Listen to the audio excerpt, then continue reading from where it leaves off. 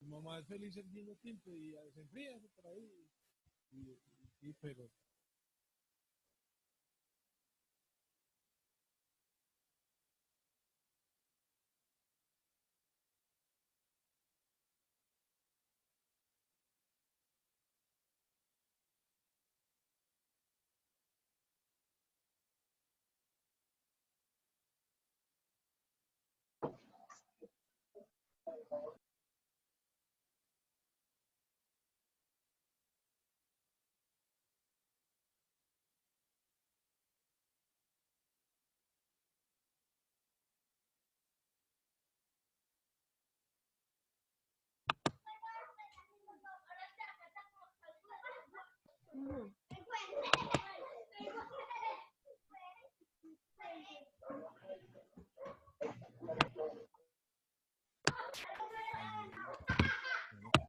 un poco más cercanos. Ya estamos listos entonces al aire. Ah, bueno. Entonces aprovechamos para saludarlos y decirles muchísimas gracias por estar en sintonía con el programa El Agua al Derecho, Gerencia de Servicios Públicos de la Gobernación de Antioquia. Quien les habla, Carlos Vanegas, y me acompaña el doctor Carlos Alberto Tortuga, experto, abogado en estos temas de servicios públicos domiciliarios. Mientras terminan de llegar otros conectando en este, queremos aprovechar para saludarlos y verlos las caras. Vamos a abrir las cámaras y en algunos para que nos puedan saludar. Por aquí veo que, veo que veo un desayuno. Usted me va a tener que poner, compañero, un poquito ese nombre así grande. Saludar, porque de aquí no lo veo en mi. Voy a ver si soy capaz de sintonizarlo también en mi celular y de esa manera voy a estar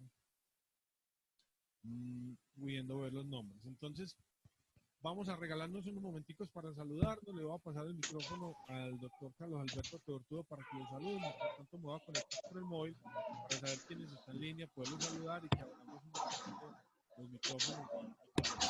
Doctor Carlos Alberto, bienvenido. Buenos días a todos los que nos están acompañando. Estoy notando sí, la afluencia de las personas y creo que se trata de eso, ir construyendo comunidad académica. Una de las grandes preocupaciones que yo he tenido en materia de servicios públicos es que se trata de un régimen jurídico muy especial y que sobre el mismo no se hace la suficiente difusión. El mismo no se le explica suficientemente a las personas ni se explica con la neutralidad que se requiere, porque cada uno de nosotros solo se interesa en su pedacito. Los usuarios solo les preocupa su derecho a los usuarios y no están pendientes de que tienen que tener unas responsabilidades sociales con las empresas. Si los servicios no se pagan, las empresas no son viables y no son sostenibles. Muchas de las empresas se preocupan básicamente porque su régimen sea derecho privado, pero no se preocupan por las responsabilidades sociales, por aplicar adecuadamente el contrato de condiciones uniformes. Y creo que solo entre todos, debatiendo el tema, viendo que esto es un tema integral y viendo estos servicios públicos, se justifica estudiarlo, se justifica la pedagogía por una razón central que son los derechos de los usuarios. Si no hubiera usuarios en servicios públicos, no valdría la pena que tuvieran un régimen jurídico especial, ni valdría la pena hacer un esfuerzo tan grande como el que hacen los gobiernos, y en este caso el gobierno departamental y la gerencia departamental, para que se haga una difusión del régimen jurídico. Ahora sí estoy conectado aquí desde mi celular y puedo ver que está en línea Lady Valencia. Aquí dice cooperativa, pero no sabría yo en este momento si nos cuentan aquí en el chat quiénes son los de Coor Operativa. Daniel Montoya, DIR Admin, también qué bueno que nos pusieron por lo menos el nombre del municipio o de la empresa prestadora para saber quién está con nosotros. iPhone de Margom. Bueno, Lady Valencia. ¿Cambió de lugar o ya la había saludado? Liliana Isabel Valencia, Mauricio, Planeación de Anorí, Ricardo, Sara Londoño. Aquí hay un acueducto que tampoco nos dice de dónde es este acueducto. Ya esto se está moviendo. Oscar, Planeación Anorí, Ricardo, Sara Londoño, acueducto, Paula Maya. A todos ellos, nuestro saludo. ¿Quién de ellos nos quiere saludar para que abramos el micrófono? No sé, por aquí nuestro amigo técnico. Si nos Dile que tenemos ese problema con ese ¿A cartucho. quién nos habilitaste? ¿A Mauricio? Y un mes. A todos. Mauricio, te estamos escuchando. Mauricio está muy bien acompañado porque por ahí escuchamos voces. Bueno, Mauricio no nos escucha. Lady Valencia nos escucha y nos puede regalar un saludo. Queremos escucharlos. Se lo puede llevar. Lady, ¿cómo estás? No sé si es que yo creo que vamos a hacer algo. Como estamos probando la calidad del sonido de ustedes, vamos a cerrar los micrófonos en este momento para concentrarnos ya en el programa, pero les vamos a pedir que estén atentos porque de pronto finalizando el programa volvemos a intentar comunicarnos con ustedes y recibir sus impresiones o sus preguntas. Sin embargo, recuerden que tenemos un correo electrónico que es elagualderecho@antioquiapda.com y ahí nos pueden enviar sus inquietudes para que nosotros podamos tener tiempo de prepararlas y responderlas lo más profesionalmente y con la mayor responsabilidad. Reiteramos que estos conceptos que se emiten en el programa no son vinculantes ni para la gobernación ni para la gerencia de servicios públicos y son conceptos con un alcance académico, que no son en ningún momento ni camisa de fuerza, ni obligatorios, ni son tomados como directrices o como órdenes de la gobernación, simplemente son conceptos académicos por un experto en el tema de los servicios públicos que nos sirven para ilustrarles a ustedes un poco cómo entendemos el problema. Sin embargo, frente a casos puntuales, recomendamos que acudan a la superintendencia, a la CRA o a las autoridades correspondientes para dirimir los conflictos que tengan o para resolver las situaciones puntuales. Estas observaciones nuestras, estos aportes nuestros son de carácter académico. Vamos a comenzar entonces, doctor Carlos Alberto, con las preguntas que tenemos y que nos han llegado al correo. Tenemos una que está bastante extensa y que, vamos a ver, esta viene de la empresa de servicios públicos domiciliarios de Cisneros. De ella tenemos, creo, por aquí otra pregunta más adelante. Por el momento nos vamos a concentrar con una y es que ustedes prestan el servicio de acueducto, alcantarillado y aseo en el corregimiento de Versalles, jurisdicción del municipio de Santo Domingo. Pero ustedes nos preguntan qué hacer para recibir los subsidios en la medida en que no tienen un convenio para recibir esos subsidios, pero que aparentemente desde el año pasado, desde el 2018, los están entregando a los usuarios. Y nos preguntan, ¿qué podemos hacer para el cobro de los subsidios causados en el 2018 y lo que va del 2019? ¿Bajo qué argumentos jurídicos? Esa es la primera pregunta de 3. Vamos ahora, ¿las contestamos de una o las... Bueno, vamos entonces con esa. Le paso el micrófono al doctor Carlos Alberto Tortuga y luego vamos a dar respuesta a las otras. Bueno, a ver, a mí me gustaría en esa pregunta hacer varias reflexiones que me parece que son valiosas. La primera reflexión tiene que ver con la organización de la estructura tarifaria, de la contabilidad de costos que deben de llevar las empresas y la necesidad que ellas tienen de ser sostenibles. Las empresas tienen un derecho y un deber. El derecho y el deber es el de ser sostenibles. Y para eso tienen que cobrar las tarifas a los usuarios. Las tarifas siempre deben de recuperarles los costos, deben remunerar las inversiones y generar una utilidad razonable. Eso es muy importante tenerlo en cuenta. ¿Para qué? Para saber que una cosa es la factura, en la factura la tarifa y otra cosa diferente es el esquema de contribuciones y subsidios. Es clarísimo que la contribución que pagan los usuarios contribuyentes, lo mismo que los recursos que vienen del Sistema General de Participación para subsidios, no le pertenecen a la empresa. Y ese va a ser un tema recurrente hoy a propósito de varias de las preguntas que ustedes hacen, porque bien sean los municipios o bien sean las empresas, están entendiendo que los recursos de la contribución es algo así como una dávida que el municipio decide entregarle a la empresa. No, no, no. Ese es un derecho que tienen los usuarios y no se está originando en recursos endógenos del municipio. No, esos recursos con los que se destinan a subsidios provienen de los mismos usuarios y la mayoría de las veces provienen del sistema general de participación.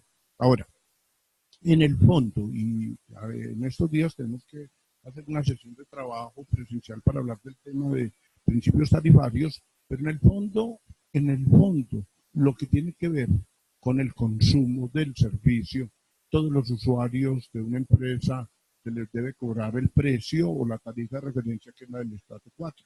En el fondo, realmente solidaridad hay más en los cargos de conexión y en el cargo fijo. Todos los usuarios deben pagar el costo del servicio. Si unos usuarios contribuyen, esa contribución no es del municipio ni es de la empresa. Y si unos usuarios son subsidiados, ese subsidio no lo hace la empresa. Ese subsidio lo hace el municipio a través del fondo. Y anualmente, decreto 1013 y decreto 1077, pues año a año debe el Consejo Municipal tramitar el presupuesto y dentro del presupuesto dejar recursos suficientes para atender los subsidios. La empresa tiene que estar pendiente de eso. La empresa tiene que estar pendiente de que desde el mes de mayo haga una proyección de lo que son sus posibles contribuciones que recibe y lo que son los posibles subsidios que tiene que aplicar. ¿Por qué? Porque si no están incluidos en el presupuesto, ella no los va a recibir. Y regulatoriamente, una cosa es lo que diga la ley, otra cosa es que uno no esté de acuerdo, yo no estoy de acuerdo con eso, pero legislativamente, si no hay recursos para subsidios, hay que hacer un rebalanceo tarifario. ¿En qué consiste? Hay que subir la tarifa. Una empresa de servicios públicos no debiera de reconocerle subsidios a sus usuarios si no tiene la garantía de que los va a recibir. Y esa garantía tiene dos momentos. El primer momento es que lo incluyan en el presupuesto. Si no está incluido en el presupuesto, va a ser muy difícil que el municipio pueda entregarlo. Mejor dicho, desde el punto de vista jurídico, imposible. Pero después de que esté incluido en el presupuesto, yo necesito como empresa tener la garantía de que efectivamente me lo van a entregar. Y entonces ahí tengo que celebrar el convenio. ¿Para qué? Para que el convenio de los aportes, que es que esos recursos que están dados en el presupuesto, efectivamente me los van a hacer, me los van a entregar de acuerdo con los flujos de caja que aparecen en el PAC. Ahora, disciplinariamente, artículo 12 de la ley 142, es falta disciplinaria gravísima, y después lo fue en la ley 734 y ahora en la ley nueva, en la 1952, para los funcionarios públicos municipales, dos cosas. Uno, que no incluyen dentro del presupuesto recursos suficientes para los subsidios de acuerdo con el acuerdo municipal que los crea en cada municipio. O dos, también es falta disciplinaria gravísima para el servidor público que estando presupuestados no los paga. Entonces, aquí tiene que haber una labor conjunta, va muy grande. La labor comienza en la empresa. La empresa comienza haciendo adecuadamente su proyección. ¿Cuándo? En mayo de cada año. Y entregándolo oportunamente en junio de cada año al municipio para que el municipio lo incluya en el proyecto de presupuesto que ella elabore en los meses de julio y agosto y que se debate en el Consejo en octubre. Y entonces la empresa tiene que estar al día en octubre viendo el debate en el Consejo para que al aprobar el presupuesto municipal sí queden los recursos para subsidios. Y en diciembre estamos pendientes de la Secretaría de Hacienda, de que al liquidar el presupuesto sí nos incluya. Y ahí mismo hay que hacer la celebración del convenio. Ahora, que el municipio no quiere celebrar el convenio, pues de un lado podríamos tratar de buscar mecanismos jurídicos por la vía de las demandas, pero yo creo que no, yo creo que hay que denunciarlo, y denunciarlo ante la Procuraduría, es falta disciplinaria gravísima. Mi experiencia como funcionario crecido es que una cosa es cuando se hacen demandas y otra cosa es cuando se hacen denuncias. Eso es distinto. Cuando se hace una demanda, los funcionarios se quedan tranquilos. Se va a demandar la entidad, se va a hacer ante un juez, se va a ocupar un montón de tiempo. Pero cuando se hacen denuncias, cuando ya se viene y se le dice al Consejo que haga un debate, cuando se va a la Procuraduría para que siga un disciplinario, cuando se va a la Fiscalía para que se le ante un proceso penal, cuando uno se va para la Contraloría, la cosa ya es distinta. ¿Por qué? Porque ya la responsabilidad frente al funcionario. Ya no es la entidad la que va a ser objeto de un debate judicial, no es la entidad. El que va a ser objeto de un debate ya va a ser el funcionario, y el funcionario no quiere verse, además porque ya es una responsabilidad personal, que le toca atender los recursos económicos. Por eso, no es que yo sea hincha la fuerza como mecanismo para hacerlo. Y ojalá, y vuelvo entonces a como empecé esta conversación, falta hacer mucha pedagogía y falta hacer mucha comunidad académica. Y hay que explicarle claramente al municipio, es que usted no le está colaborando a la empresa cuando usted le traslada los subsidios, ni siquiera le está dando recursos a la empresa más. Para la empresa es transparente. ¿Por qué? Porque si la empresa no lo recibe, simplemente lo que tiene que hacer es un rebalanceo tarifario. ¿Y eso qué quiere decir? Afecta a los usuarios. Y a los usuarios hay que decirlo. Quienes están primeramente llamados a generar una enorme presión municipal sobre el consejo y sobre la administración son los usuarios. ¿Por qué? Porque realmente los usuarios son los que tienen una relación directa con el alcalde y una relación directa con el consejo. ¿Y para qué? Para que el consejo incluya en el presupuesto y para que lo incluya se lo incluya después en el PAC y efectivamente puedan ser pagados. Entonces me detengo y enseguida seguimos con otros elementos de la pregunta, pero me detengo a esto. Primero, una enorme responsabilidad de la empresa que es recuperar todos sus costos, remunerar todas sus inversiones y tener una utilidad razonable a partir de las tarifas que le cobran los usuarios. En donde más tendríamos que tener fortaleza empresarial es en el tema de la aplicación de los principios tarifarios, las tarifas y la facturación. Por eso no es bueno que el nombre gerente de una empresa de servicios públicos tenga una vocación política, por lo menos desde la perspectiva clientelista. ¿Por qué? Porque las empresas de servicios públicos no están hechas para hacer favores y para regalar el servicio. Las empresas de servicios públicos están hechas para prestar servicios de calidad. Y la única forma de prestar servicios de calidad es ser económicamente eficientes. Y por eso el precio de referencia, o sea, la tarifa que se liquida después de aplicar resolución 688, la tarifa a la que se llega, que es la de referencia, que es la del estrato 4, esa tarifa hay que cobrarse al usuario cuando en los municipios no hay una política de subsidios. Ahora, ya frente al caso concreto, el municipio no presupuesta los recursos. O dos, habiéndolos presupuestado no los pagó. Creo que estamos en una situación muy grave en el primer caso, no presupuestó recursos. Antes, el Consejo de Estado condenaba a los municipios y entendía, eso fue hasta el 2010, entendía que era una responsabilidad del municipio presupuestar los recursos y por la vía especialmente de las acciones populares se condenaron a varios municipios del país cuando las empresas o los ciudadanos los demandaban por no haber dejado recursos suficientes. Pero a partir del año 2010, en las providencias ya de la sección cuarta del Consejo de Estado dijeron no, porque el municipio puede no tener simplemente que la responsabilidad está en la empresa y la empresa la sanidad sí, ella debe presentar los datos al presupuesto, debe estar pendiente que se celebre el convenio y si no se hizo, simplemente rebalancea su tarifa. Si se dejó dentro del presupuesto, creo que ya el asunto es diferente, porque entonces ya podría uno acudir a acciones de cumplimiento o ya verificar que esos recursos que fueron adecuadamente presupuestados por negligencia de la administración no se los entregó a la correspondiente entidad. Vamos entonces a pasar a la segunda pregunta que está incluida dentro de esta comunicación y tiene que ver con la posibilidad de iniciar un proceso de acción de repetición frente a los anteriores administradores de esta empresa de servicios públicos por unas multas y unas sanciones que la empresa está recibiendo derivada de la gestión anterior. Nos habla de que la Superservicios le tiene una multa, que la CRA tiene una sanción, que Corantioquia le tiene también unos pagos, Cornare, una sanción, en fin. Y nos dicen, bueno, la anterior administración por mala gestión o por incorrecta gestión o por no gestión generó unas afectaciones económicas a la empresa que hoy nos está tocando asumir. ¿Podemos repetir contra ellos? Esta es una pregunta que creo que nos vamos a demorar un ratito. Sí, es una pregunta muy interesante, sobre todo porque tiene un precedente legal y constitucional.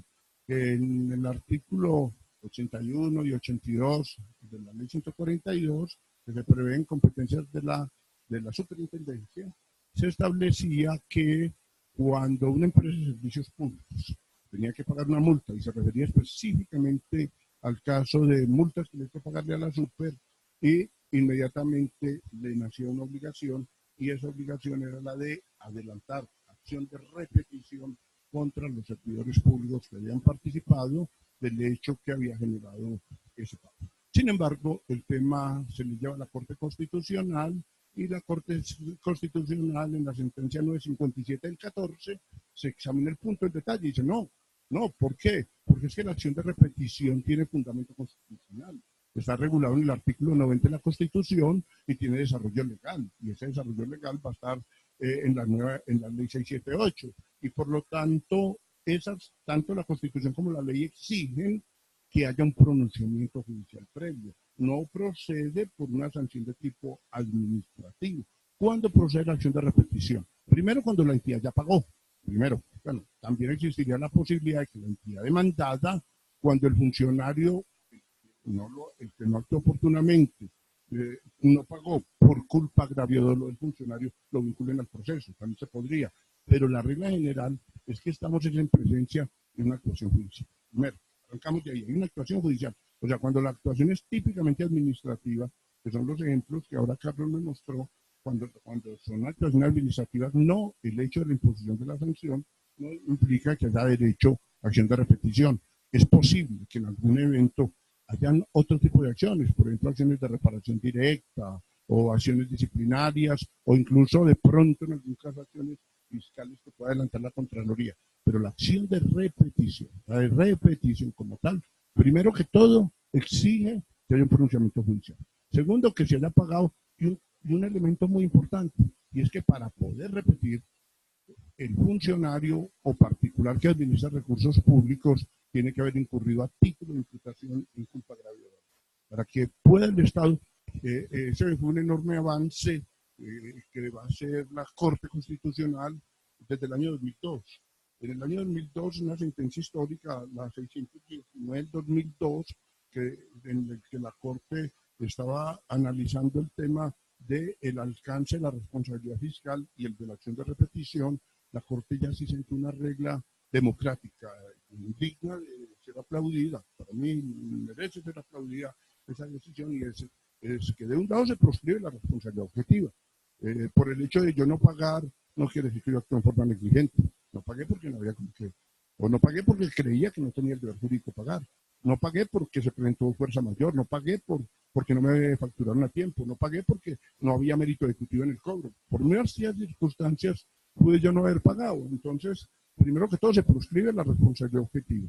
Y después se dice que cualquier modalidad de responsabilidad patrimonial.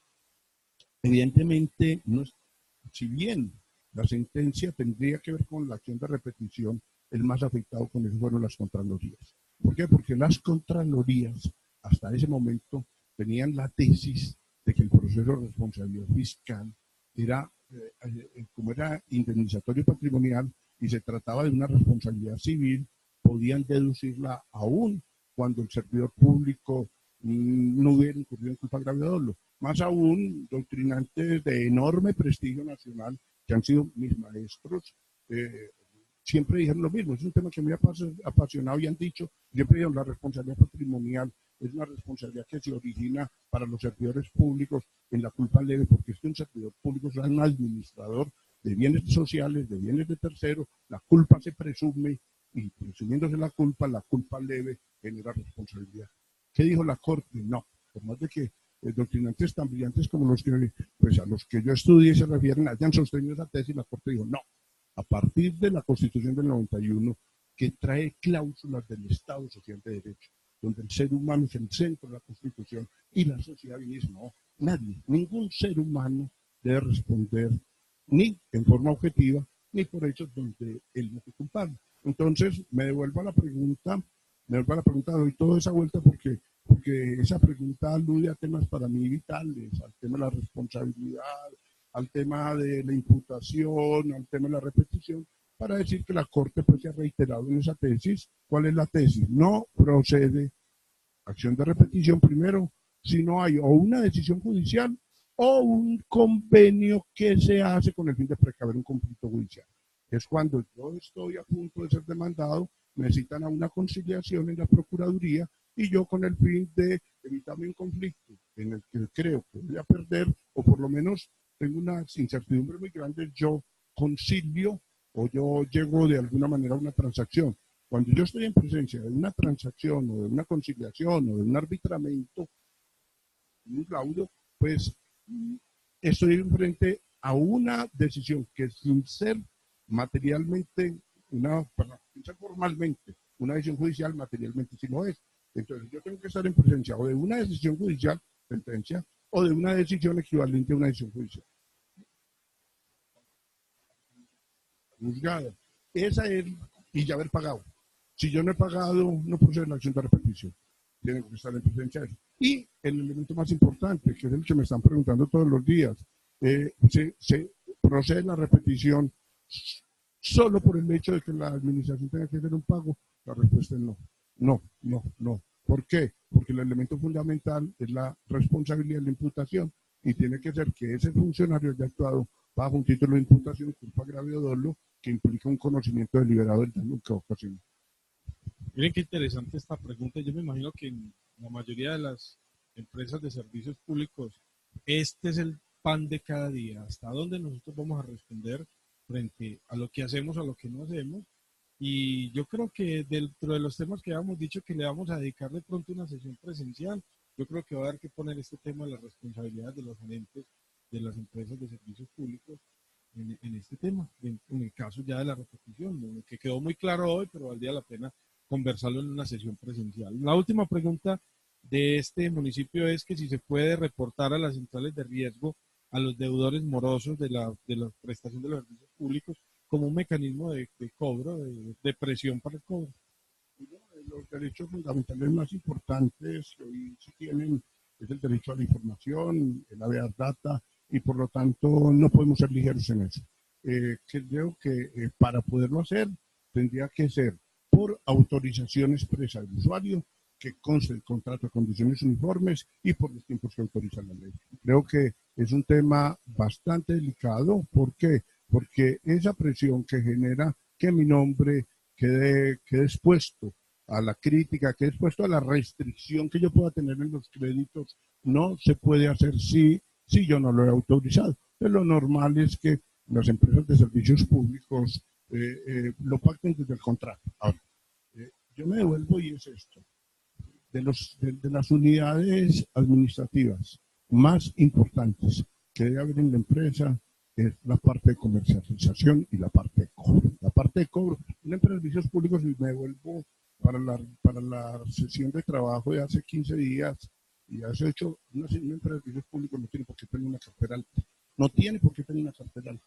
¿Por qué? Porque es que hay 5 que son solidarios. Es solidario el dueño del inmueble, es solidario el suscriptor del contrato, el que celebró el contrato, el poseedor y el usuario. Todos esa gente son solidarios. Por lo tanto, la empresa tiene que tener unos instrumentos de persuasión para que este tema no se nos complique. La empresa tiene que suspender el servicio o hacer una gran presión de que va a suspender el servicio si el usuario no paga. Ahora, si bien normalmente el usuario que no paga es porque no tiene con qué, el inmueble normalmente sí es capaz de responder. Luego hay que hacer una enorme presión sobre los dueños de los inmuebles y sobre el inmueble mismo y tomar medidas ejemplares. Es decir, cuando una empresa no le cobra a uno y un usuario debe 100 facturas y el vecino sabe y el otro sabe, pues la gente empieza a perder la cultura de pago. Cuando a un usuario le suspenden el servicio o cuando a un usuario lo embargan, y ni siquiera le embargan el inmueble, sino el sueldo, que es lo que algunas empresas hacen. Muchas de las empresas del país, o por lo menos algunas de las que yo he asesorado, tienen 2 catastros, el catastro de usuarios y el catastro de dueños. Y cuando un usuario se atrasa en el pago 2 o 3 veces, 2 o 3 periodos de pago, antes de la suspensión la empresa acude al catastro de dueños y lo llama y le dice esto, porque como lo tiene identificado, lo primero gran labor que hay que hacer es que hay que tener identificados los dueños y hay que saber que ese trabajador trabaja en el departamento de Antioquia y que es propietario de la casita allá en el municipio, allá en Cisneros. Ese trabajador del departamento que tiene una casita en Cisneros y lo llaman a decirle, usted tiene aquí en Cisneros un arrendatario y ese arrendatario no pagó y sabe que tiene que pagar usted, y si le embargamos el sueldito, no se ponga a buscar quién que fuimos nosotros los de la empresa de servicios públicos, no sabemos qué pasa, pero ese ciudadano adquiere mucha capacidad de persuadir, adquiere mucha capacidad de persuadir al arrendatario que no paga. Hay que tener toda una estrategia de cobro, eso es a lo que me refiero. Hay que tener catastro de dueños. A los dueños hay que decirles con tiempo de que el usuario no pagó para que ellos paguen. Y al usuario debe saber que con 2 o 3 periodos de no pagar, de acuerdo con lo que se pactado en el contrato, el servicio se le va a ser suspendido. A ver, Antioquia es un departamento de cultura de pago, de cultura de pago. Eso no lo podemos perder.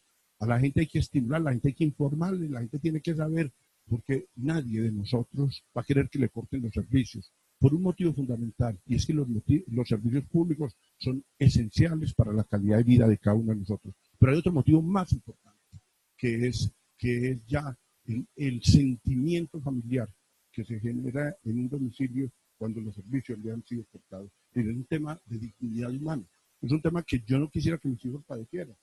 Ni ninguno de nosotros va a quererlo. El solo hecho de un ciudadano saber que le van a suspender los servicios y que los niños van a decir, uy, estamos tan mal que nos cortaron los servicios, eso genera una enorme presión de pago, eso genera una enorme convicción. Eso hay que respetar. Es decir, ciudadanos no se pongan en esa condición, mejor vengan que se les diga acuerdos de pago, mejores vengan. Pero en la medida en que una empresa empieza a permitir que los usuarios se le atrasen, empieza a meterse en un problema económico. Además esto, convenzámonos de esto, cuando un usuario se le va a vencer, cuando usted hace gestión de cobro, y al usuario se le va a vencer ya la factura, el usuario hace lo posible por pagar.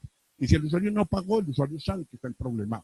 Y cuando el usuario de 2 meses, el usuario sabe más que está en problema. Ojo, cuando el usuario debe 3 meses, el usuario hace lo posible y lo imposible por llegar a un acuerdo de pago. Cuando el usuario ya no debe 3 meses, sino que ya debes 10, yo ya no le puedo cobrar. ¿Por qué? Porque después de 3 le voy a haber suspendido y 2, cuando uno tiene una deuda y ya se vuelve impagable, eso ya es el problema. Los problemas son problemas para los seres humanos mientras los puedan solucionar. Es esto, mientras yo deba 3 facturas, trato de pagarlas. Si ya debo más, yo ya no tengo problema.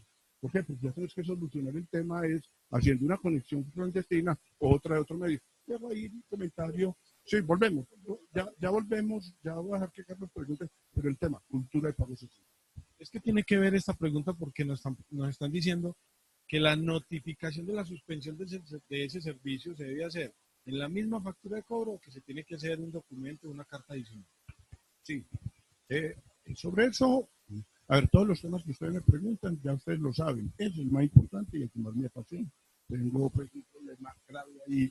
No, mi vida es hablar de servicios públicos y sobre todo cuando tengo que evocar sentencias de la Corte como la T793 del 12, que es de las sentencias más hermosas. Ustedes la deben leer desde la perspectiva del usuario, porque tengo que confesarlo.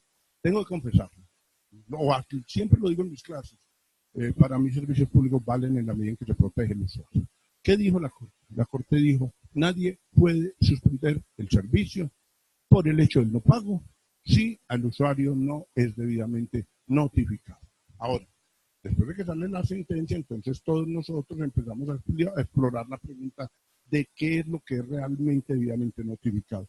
Yo creo que todas las empresas debían de leer la sentencia con detalle. ¿Por qué? Porque en los ítems 13, 14 y 15 de la sentencia, la repito, la T793 del 12, y espero que en forma muy distinguida Carlos la tenga ya en la base de datos que nosotros tenemos que hacer, porque es una sentencia de las emblemáticas de las emblemáticas, esa sentencia, lo mismo que la sentencia 100 del 17, la 717 del año 2010. Tenemos un conjunto de sentencias emblemáticas alrededor del usuario y esta va a ser de las más emblemáticas y dice claramente esto: no se le puede suspender el servicio a ningún usuario por el hecho del no pago.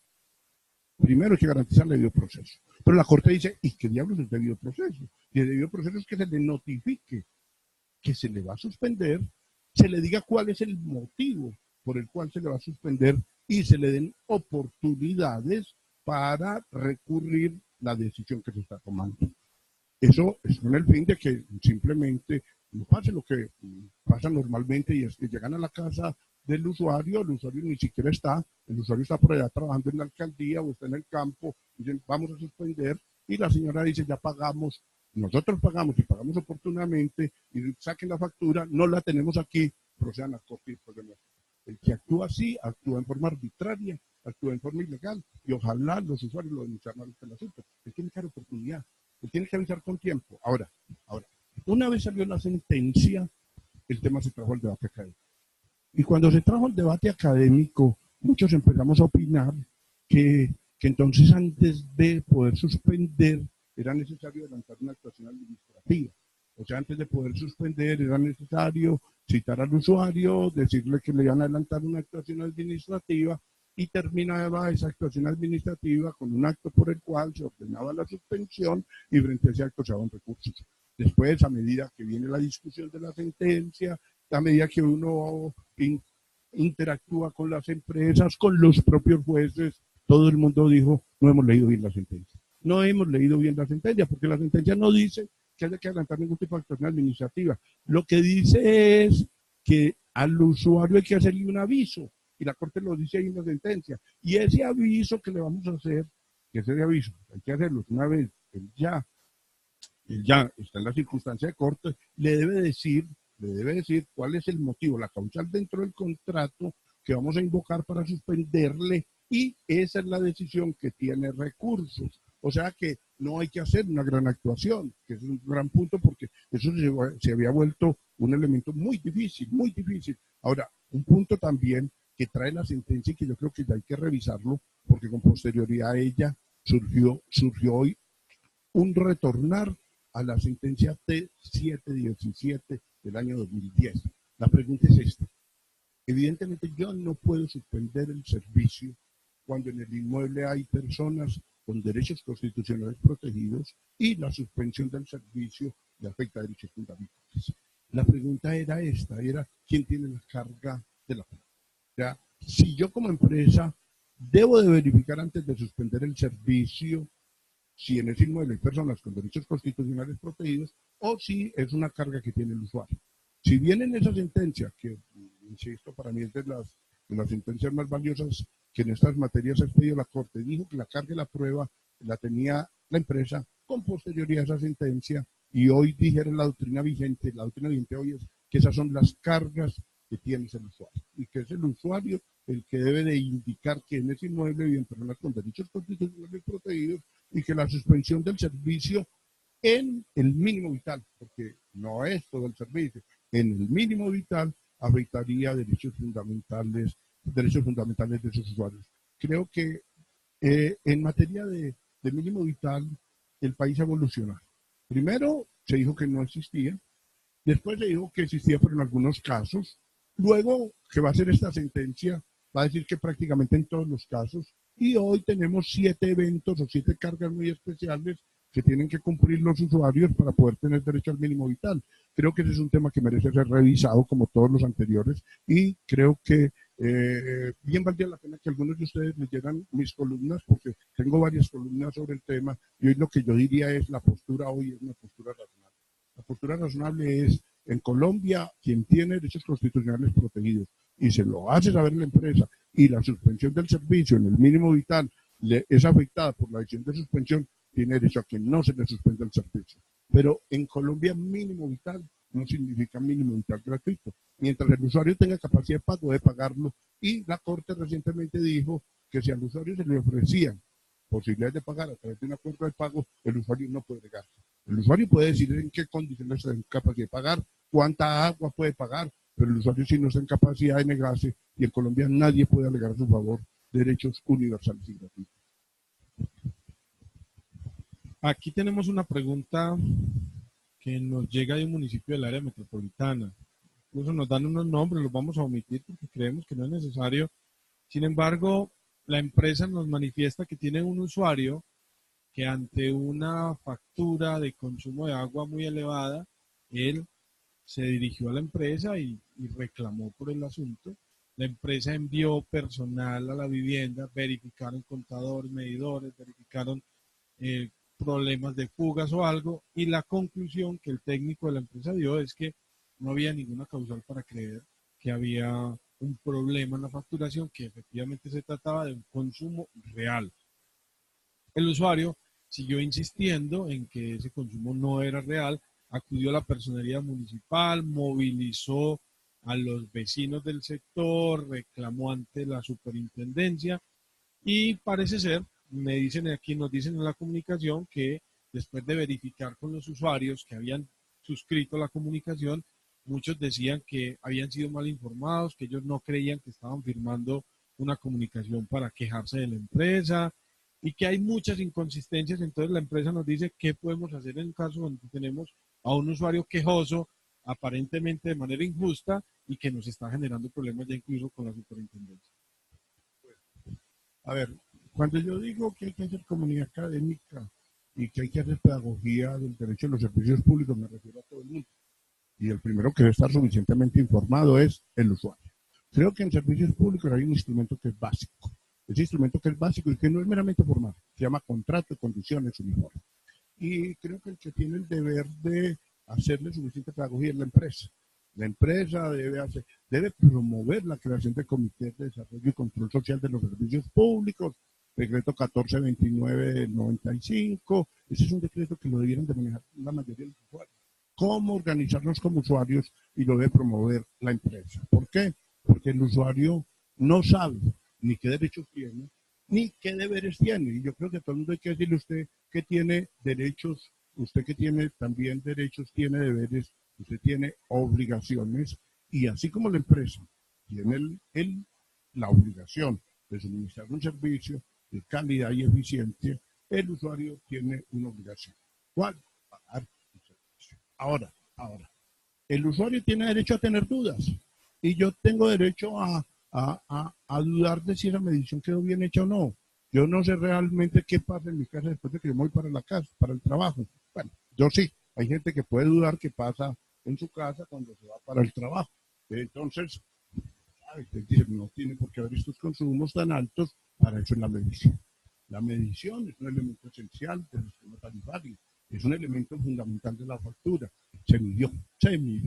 Una vez se midió, pues el usuario tiene derecho a decir: hay una fuga perceptible, hay una fuga imperceptible. Entonces, los artículos 146 y siguientes de la ley 142 vienen y dicen qué va a pasar ahí. Hay una desviación significativa, no hay una desviación significativa. Eso lo vamos a conocer haciendo los análisis históricos. Históricamente hay que ver el comportamiento del usuario. Y entonces ya uno llega a la conclusión: este mes le llegó el doble el mes pasado, o le llegó 3 veces, o le llegó más del 50. Hay una desviación significativa. Obligación de la empresa, técnicamente disclosure al inmueble. Vamos al inmueble, vamos con geófono en mano, buscamos la fuga. No apareció la fuga. Bailas. Hizo el consumo y lo tiene que pagar. Ahora, el usuario tiene derechos. Esto es un Estado de Derecho. Tiene derecho a quedar inconforme con esa decisión. ¿Y qué dice la ley? Recurso de reposición y de apelación. Y hay que enseñarle eso. Esto es un Estado de Derecho. Usted tiene el contrato, usted tiene derechos, usted tiene un mecanismo para hacerlos valer. ¿Cuáles son? Recursos. ¿Y cuál recurso? Reposición y apelación. Él debe hacer. Nosotros también tenemos derecho como empresa a decirle: usted no tiene razón, aquí tengo la prueba técnica. La ley colombiana tiene un árbitro. ¿Cuál es ese árbitro? La superintendencia. ¿Qué dice la ley? Sí, se niega el recurso de reposición, pues se le da traslado a la superintendencia, y hay que darle traslado a la superintendencia, y la superintendencia ya decide en segunda instancia. Decidido por la superintendencia, si el usuario no adquirió que la superintendencia le concediera la razón, el usuario ya tiene muy pocas posibilidades de éxito frente a la empresa y podría acudir a otro tipo de caminos. El único camino que es el camino judicial, que va a ser muy difícil, que después de una prueba técnica aportada, después de que ya en el inmueble se llevaron los técnicos y se dejaron acta, se dio derecho a la controversia. No voy yo unilateralmente, es importante señalarlo. El día que vamos a ir a hacer la prueba sobre si hay fugas perceptibles o imperceptibles, se le avisa previamente al usuario. Se le avisa que vamos a ir. ¿Para qué? Para que él esté presente, para si él puede acudir a una universidad, para que le den apoyos técnicos, para que otras personas puedan controvertir lo que vamos a decir nosotros, o nuestros técnicos puedan controvertirlo. Pero nada que hacer. Si finalmente el medidor está bueno, la medición se hizo, no hay fugas dentro del inmueble, el usuario está obligado a pagar. Y eso es una cosa que hay que decirla, y hay que ser ejemplar en eso. Y si él puede hacer las críticas, los comentarios que quieran, pero la empresa creo que en la forma que le hace la pregunta se está moviendo en derecho, ya garantizó la neutralidad. Ahora, el usuario tiene que utilizar los caminos. Creo que la Super en eso, hasta ahora, en los casos que yo conozco, ha sido muy rigurosa. La Super solo le atiende la denuncia o la queja si él lo hizo dentro del procedimiento que estamos diciendo. El señor tuvo su oportunidad y la tiene y la sigue teniendo. ¿Cuál es? Es presentar una PQR. El tema arranca con una PQR. El tema arranca con una reclamación a la factura o con una petición o con un reclamo. Con eso arranca el tema. Y la empresa le contesta garantizándole el debido proceso y le decide con un acto administrativo. Y antes de decirlo, la empresa practica la prueba. Y en eso se hace un expediente. Y tenemos un expediente que arranca ¿con qué? Arranca con el contrato de condiciones uniformes, arranca con la queja, se decreta la prueba, se practica la prueba, se decide y se notifica. Él tiene derecho ¿a qué? A recurrir. Se le da trámite al recurso, se decide la reposición, se le da trámite a la apelación y la decisión de la superintendencia terminando con ese procedimiento. Y creo que si lo han hecho así, que como aparece, pues creo que le está perdiendo buena parte de su tiempo. Ahora, es probable que él tenga la razón, es probable, pero va a ser muy difícil porque ya hay varios que no nos pudo convencer. No nos pudo convencer a nosotros, tampoco pudo convencer a la Superintendencia de Servicios Públicos. Ya le tocaría ir a convencer a un juez y creo que si tenemos la prueba técnica practicada, un juez tampoco le da la razón. Hay una pregunta que nos dice si es posible suspenderle el servicio a usuarios con más de 20 cuentas vencidas. Yo sé que volvemos a un tema que evocamos la semana pasada, pero aquí hay un asunto diferencial y es que son usuarios a los que se les está suministrando agua cruda y están morosos de más de 20 cuentas vencidas. Se les puede hacer corte y suspensiones. Ese es más o menos un 25% de los usuarios o de los suscriptores de la empresa. El otro 75% sí está recibiendo el agua apta para consumo humano. ¿Se les puede suspender el servicio a estos que están recibiendo agua cruda?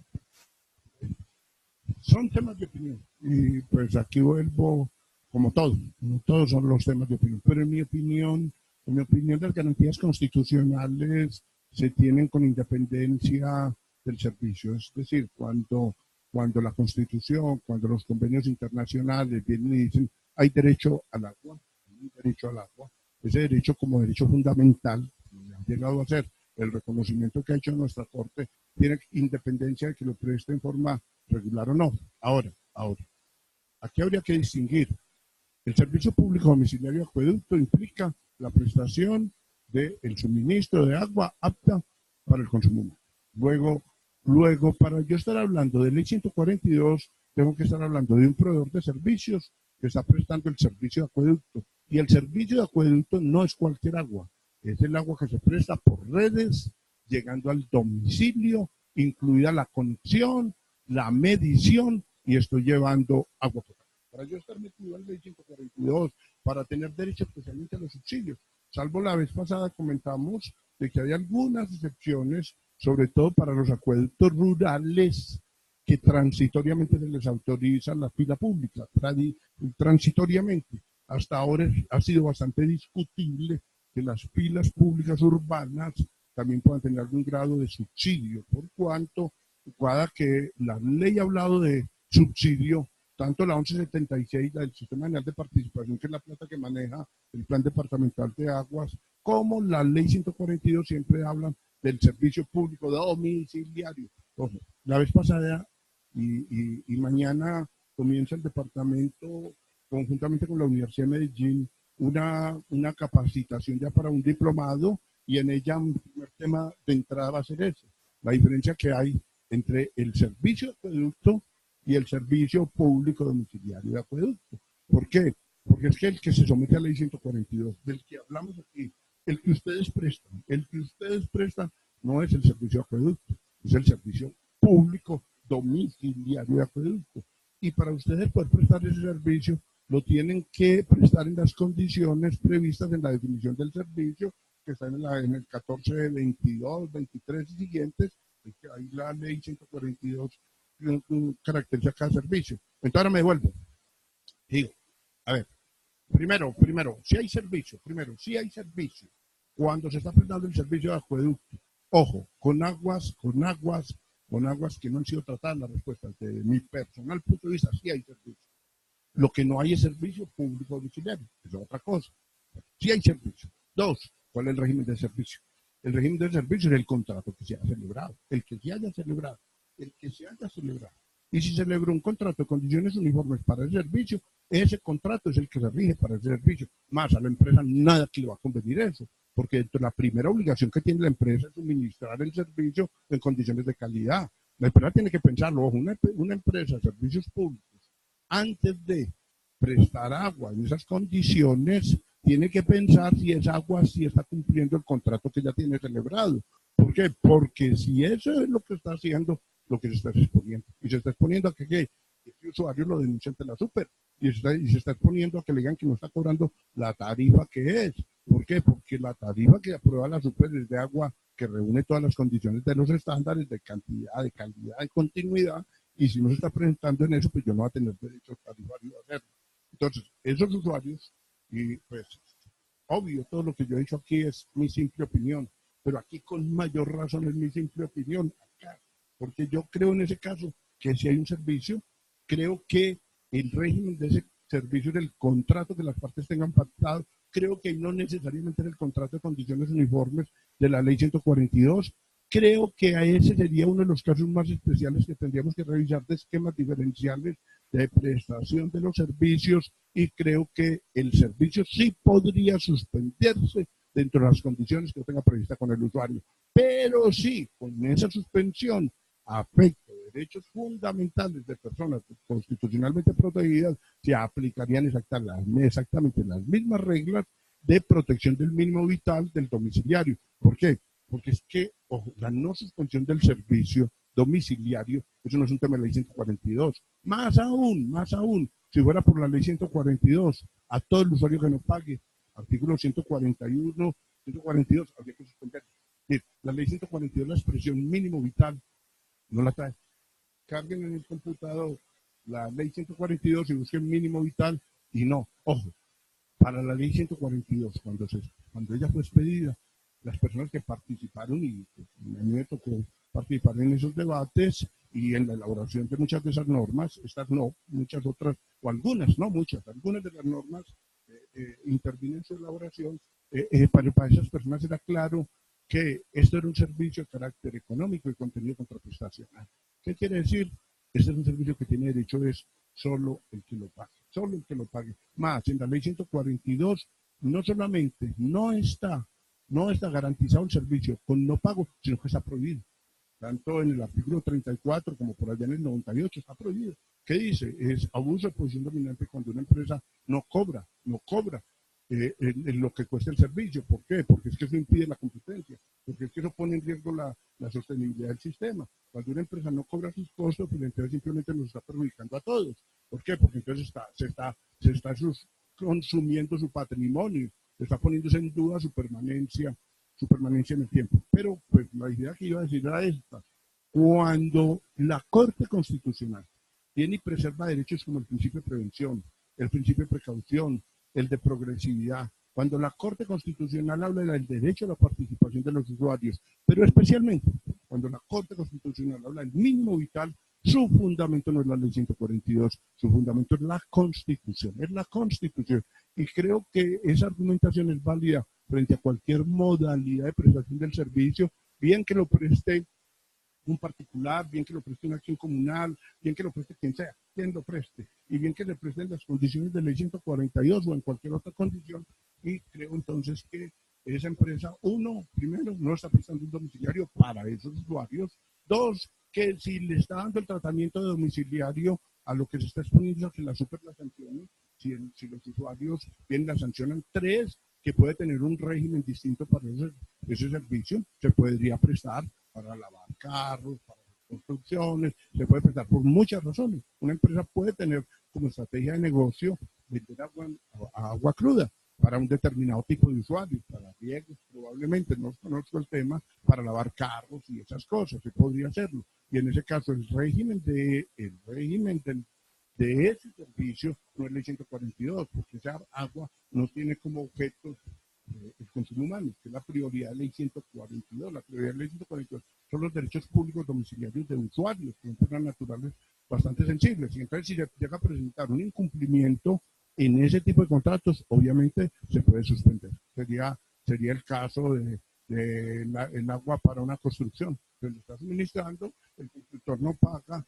La pregunta sería, ¿se le puede suspender? Evidentemente sí, se le puede suspender.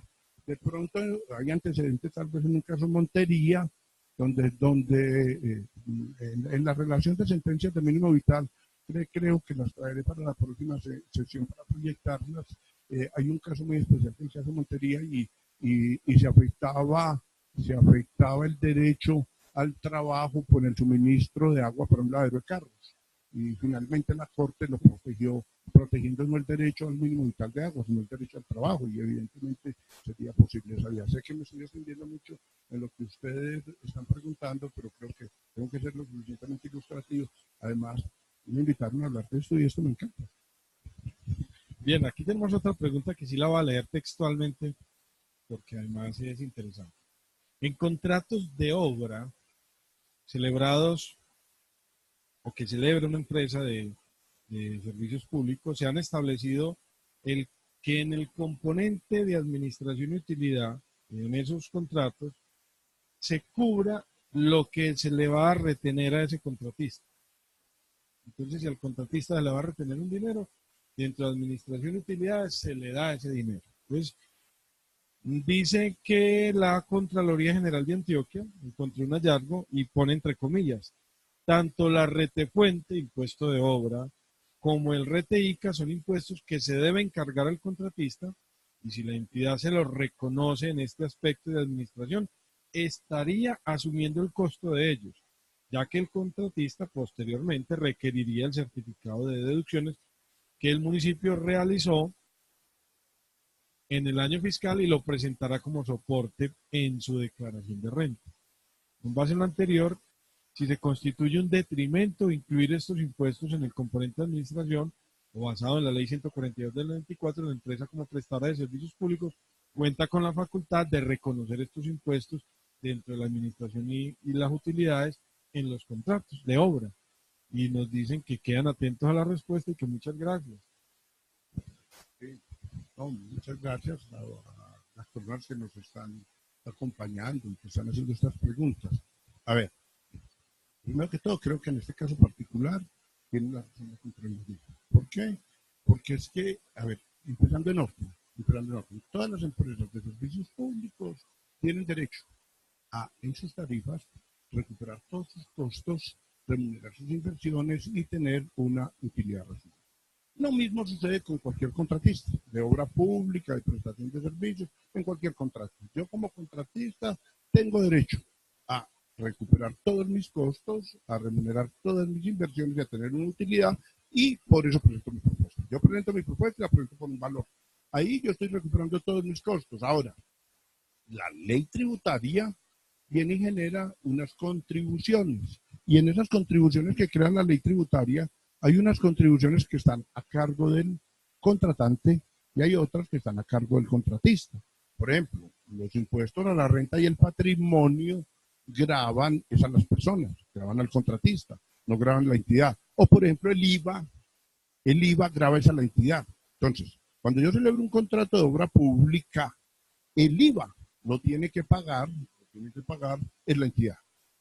Tributariamente, sea que lo pactamos expresamente. Cuando yo digo está incluido el IVA, cuando digo está incluido el IVA, es porque lo estoy sumando y la entidad ya sabe que lo estoy sumando en el valor. Si yo no digo nada, en principio yo pensaría, y así hay pues conceptos de la DIAN, y hay excepciones sobre la forma de cómo se interpreta esto en algunos casos de honorarios, pero si yo no digo nada, pasa que el IVA lo tiene que pagar quien recibe el servicio. Es lo mismo que cuando uno va a un restaurante.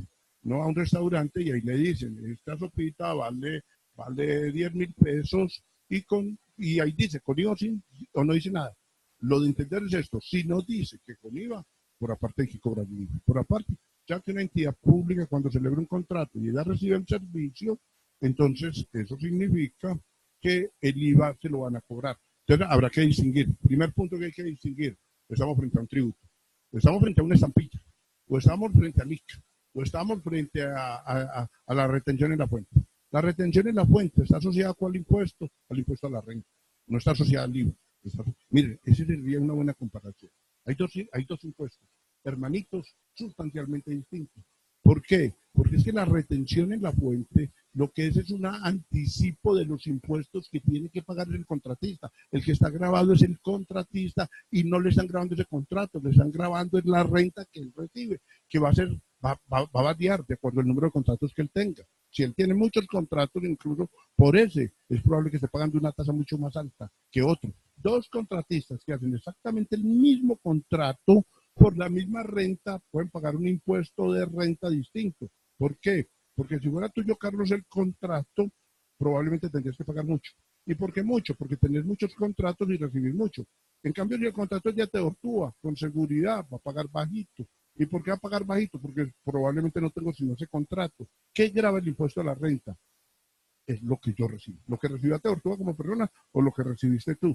En cambio, si no fuera el impuesto a la renta o el retencha, que se cobra también a la persona al negocio, sí que en cambio, si fuera, por ejemplo, el impuesto a las ventas, que es un impuesto que lo paga ya no la persona, sino el que recibe el servicio, ya es distinto. Entonces ya lo paga es la entidad. Entonces, si la entidad, al momento de celebrar un contrato, toma en cuenta en sus costos que tiene que pagar el IVA, lo está haciendo perfecto.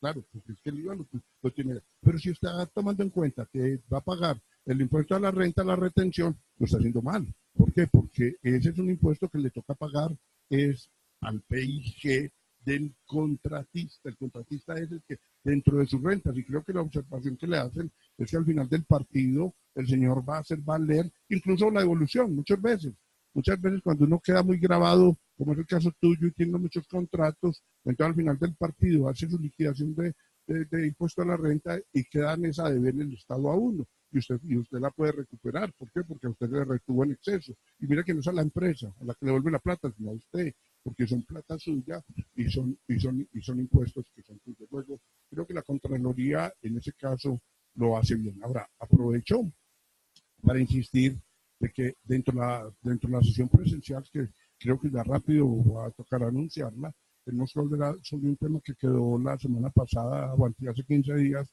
bastante confuso, soy consciente de él, que es el relativo al impuesto de guerra. Pues ese es un tema que yo quisiera reexaminar y sobre todo con las personas que me hicieron la pregunta.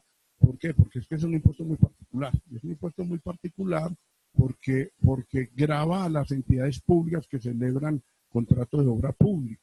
Y con la Corte Constitucional dijo que ese contrato de obra pública es el del artículo 32 de la Ley 80. Luego, en mi criterio personal, pero entonces estoy hablando de mi criterio personal, porque sé que la DIAN piensa en forma distinta, ese impuesto no se debe cobrar en contratos que se celebran en el sector de los servicios públicos. Pero creo que por el que yo tenga esa opinión, una empresa, salvo que esa empresa tenga la convicción de que no lo debe cobrar, no lo debe cobrar. Ahora, yo como y lo verán en mis publicaciones, yo creo que las personas de ustedes que tengan interés de conocer más en detalle mi opinión, creo que por estos lados, ayer hacía la cuenta, yo creo que estoy muy cerca de las 400 columnas ya escritas en los periódicos y todas se consiguen por internet en el mundo. Yo tengo varios escritos alrededor del impuesto de guerra en contratos de servicio público y yo soy del criterio de que en el caso específico de Ecopetrol, que ya tiene 3 sentencias uniformes donde le dicen no, porque su contrato de obra no se rige por el 32 de la Ley 80, creo que es exactamente el mismo caso que se presentaría en empresas de servicios públicos. Aprovecho la oportunidad para decir que ese tema tributario lo quisiéramos trabajar específicamente con ustedes, que no deben tomar decisiones por el solo hecho de escuchar mi opinión, porque es un tema de mucho riesgo y la empresa puede ser sancionada, pero yo lo que sí puedo dar es suficiente ilustración de cuáles son los argumentos para decir si sí o si no, y también hacer las referencias y ya en el caso específico hacer las citas, tanto de la sentencia de la Corte como la 1153 del 2008, o como las sentencias del Consejo de Estado, que en este momento no las tengo, pero ya normalmente recuerdo mucho los fallos de la Corte, porque son fáciles de citar, lo que el Consejo es muy complejo, es un número con 20, una cifra con 23 números, pero pues ya sí, en un momento que lo van a utilizar, no se escribe ni más que lo comen la página. Aquí hay una del mismo tema. No sé entonces si la dejamos para la reunión, pero la quiero leer.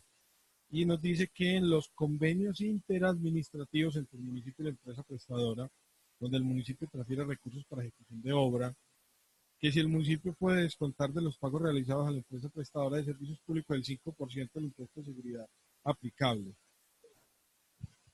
Obviamente no fue la pregunta, esa fue la pregunta que quisiera conversar más con ustedes, más. Esa queda para sentarnos más, para que debatamos desde el comienzo, para que debatamos una cosa, pero perdón, Carlos, que yo sí quiero que debatamos una cosa, y es el tema de los convenios interadministrativos. Yo creo que hay convenios y contratos y ambos, ¿por qué? Porque es que yo sé que ninguno de los que me están viendo en este momento, ni vos ni yo lo hacemos, pero por allá, en otro país, hay gente que no se le debe seguir el ejemplo. Y hay gente que va y celebra un contrato de la empresa de servicios públicos con un alcalde para ejecutar obras que ni siquiera la empresa está en capacidad de hacer. Entonces la empresa ni siquiera tiene obreros. Hay que arrancar de la empresa ni siquiera tiene obreros. Porque si la empresa tiene obreros y ejecuta obra, pues está bien que le dé un contrato con el municipio y ya nos sentamos a ver cómo defenderlo. Pero en una empresa que ni siquiera tiene obreros. Entonces, la empresa que ni siquiera tiene obreros viene y celebra un contrato con el municipio. Ojo, que si el municipio lo hubiera celebrado directamente, hubiera aplicado la ley 80. La pregunta es, yo, por el solo hecho de utilizarme a mí como trampolín para que yo celebre un contrato de una obra que no es para mí, que no está directamente asociada al servicio que yo presto, ese contrato, si será un contrato de ley 80, de ley 142, o ese contrato más bien será de 92 y siguientes de la ley 1474 o por allá de ley 489, y ese contrato sí será de ley 80 y por lo tanto sí tiene esos gravámenes. Ese es el punto que creo yo que deberíamos examinar. Y además creo que como política las empresas de servicios públicos no deben de prestarse para eso. Una empresa de servicios públicos es para prestar servicios públicos. Y si hay que ejecutar obra, el 28 de la ley 148 dice usted puede hacer toda la infraestructura para terceros. Es decir, yo tengo muchísima fortaleza como un constructor. Y yo sé hacer acueductos. Y tengo mis obreros para hacer acueductos. ¿Y sabe qué? Me está contratando el plan departamental de agua, yo que soy empresa de Chigorodó, de Apartadó, o de Cisneros, o de Santa Fe de Antioquia, y me voy a ir a hacer la Sopetrán. Perfecto. Pero soy yo, y tengo mis obreros, y tengo mi know-how, y a la hora de venir a hacerme una evaluación objetiva la puedo mostrar, yo soy. Pero yo poner mi nombre, para yo enseñar a buscar un tercero, y lo más grave, señalarlo a dedo. Creo que allí estamos jugando con un tema bastante grave y creo que lo tenemos que manejar. Luego me gustaría mucho que ese tema lo debatamos desde el comienzo, y desde el comienzo tiene que ver con el objeto de la empresa. ¿Puede una empresa de servicios públicos prestar todo tipo de servicios? ¿Puede una empresa de servicios públicos celebrar todo tipo de obras? Hubo un caso que recuerdo de una empresa de servicios públicos que se puso en su objeto. El objeto de la empresa, prestar el servicio de acueducto y alcantarillado y además ejecutar cualquier obra que el municipio incluya en su plan de desarrollo o prestar cualquier servicio que el municipio deba prestar o suministrarle cualquier bien o cualquier insumo. Bastante sospechoso que una empresa pueda tener un objeto tan complejo como ese, que yo diría, lamentablemente, la experiencia me enseñaba a veces como a ser desconfiado. Yo no era así. Yo nunca era así, me volví así, qué pereza conmigo, tengo esa actitud, pero eso me generaría un ambiente sospechoso, de que ese objeto se hace con un solo fin, que para eso no nos podemos prestar, y es para poder señalar a dedo y no aplicar un sistema de selección objetiva cuando celebramos un contrato para un tercero. No, yo puedo celebrar contratos para tercero, uno, que esté en mi objeto, y dos, que corresponda a mis actividades. No creo que el solo hecho jurídico de yo poner en mi objeto, presto servicios públicos y hago cualquier cosa, me habilite para hacer cualquier cosa y sobre todo a través de convenios interadministrativos. Me gustó mucho que la ley 1474 y nos dijo que cuando una empresa, que cuando se iba a hacer un convenio interadministrativo, el contratista lo iba a tener en su objeto. Perfecto, hay un paso, pero enseguida dijo, si la actividad no la está desarrollando, mire que separa las dos cosas, tenerlo en el objeto y desarrollar la actividad. Si la actividad no la está desarrollando, ese contrato se celebra por la vía de la ley 80. Y creo que es para evitar este tipo de confusiones. Entonces, como ahí estábamos, y ya dejo para que pasemos a otra pregunta, pero porque esta pregunta inmediatamente me evoca el tema. ¿Por qué? Porque cuando el municipio viene y me dice a mí, que cuando el municipio celebra conmigo un contrato, un convenio interadministrativo, no pareciera que ese contrato que se va a ejecutar fuera de obra pública, no pareciera. ¿Por qué? Por la calidad del contratista que soy yo. Pero cuando ya empieza, cuando sí se está reteniendo, entonces ya pareciera ser que yo a mi vez, esta empresa, y creo que no, porque sé que no creo que estemos en ese plan, pero esta empresa podría eventualmente a su vez tener que contratar. Y ese otro nuevo contrato que va a celebrar hubiera sido de obra pública si lo hubiera celebrado directamente el municipio. O sea, ahí sí tocaría examinar. Ya estamos terminando, ¿no? Faltan unas preguntitas, unas 2 o 3 preguntas y terminamos la sesión del día de hoy. Les reiteramos, yo he estado aquí pendiente del celular atendiendo algunas inquietudes que han surgido. No ha habido preguntas puntuales, pero sí les vamos a pedir el favor de que nos escriban al correo lagoalderecho@antioquiapda.com, que ahí nosotros vamos a recibir sus inquietudes y se las vamos a trasladar al doctor para que las estudie, para que las organice y podamos ya en estas sesiones de trabajo en directo con ustedes tener respuestas mucho más elaboradas. Sobre la marcha, en el programa es mucho más complejo hacer el análisis, tener la respuesta. Nos invitamos entonces a escribirnos al correo electrónico. Por eso he estado con el celular, no crean que es que estoy chateando o que estoy distraído, sino que estoy precisamente en contacto con ustedes. Vamos entonces a estas últimas preguntas, que son unas preguntas muy corticas. Yo sé que al doctor le gusta ser muy amplio, pero en estas no es del todo necesario. Porque nos preguntan, por ejemplo, nos dicen que en el municipio de Tarso, Pueblo Rico de Andes e Hispania, existe un acueducto multiveredal. Entonces, este acueducto surte habitantes de todos estos municipios. Y nos dicen, ¿cuál es el acuerdo municipal de subsidios y contribuciones que debemos aplicar? ¿El de cuál municipio o el de todos? Yo creo que esa pregunta ya está muy fácil, ¿o no?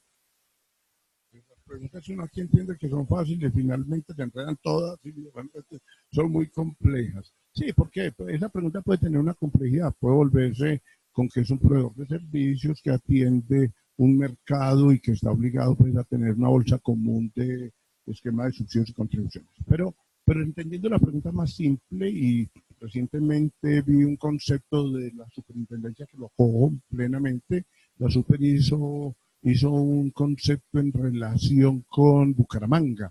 Lo podríamos tal vez conseguir cuando surgen este tipo de inquietudes. Ojalá lo consigamos porque es bastante explicativo.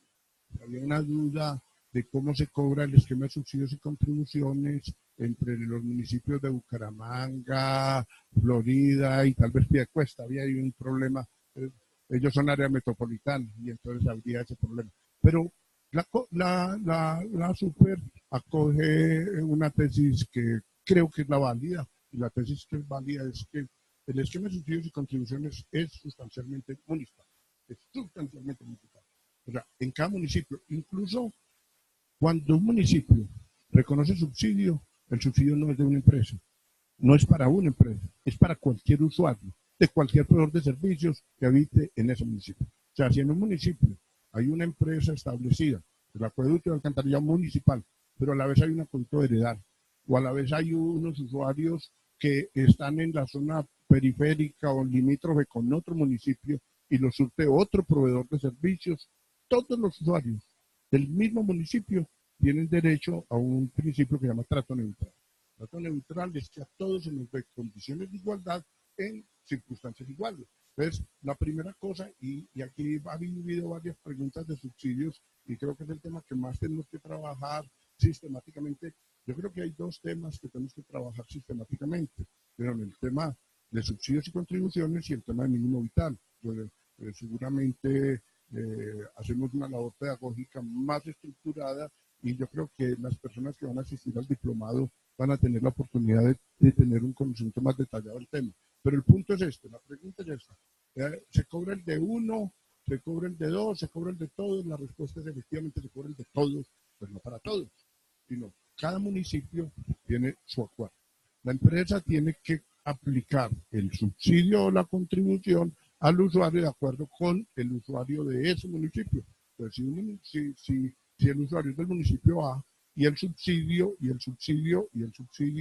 que le va a aplicar tiene que ser el que apruebe ese acuerdo. Ahora, si es excedentario, ya viene el tema, debe compartirlo con los municipios limítrofes. Ese es un punto clave que Carlos, no sé, seguramente ahora más adelante lo pregunta, pero yo me lo voy a adelantar al tema, es que siendo el subsidio un derecho del usuario, no puede decir la empresa, el municipio, si lo entrega o no. Los subsidios son de los usuarios y de todos los usuarios. Por lo tanto, cuando el Consejo Municipal aprueba una contribución, es para todos los usuarios de ese municipio con independencia del prestador del servicio.